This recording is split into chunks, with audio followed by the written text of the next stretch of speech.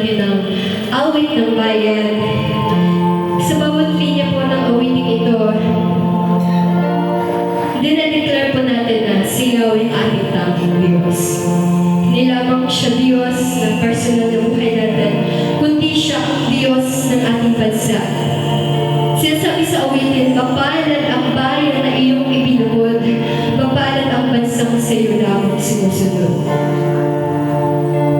Yung pagiging mapalad natin, yung pagiging mapalad ng ating bansa, ay bunga ng pagsunod at pagpili natin sa Kanya. Kaya nga sinasabi sa Isaiah chapter 55 verse 6 to 7, hanapin ninyo si Yahweh habang siya'y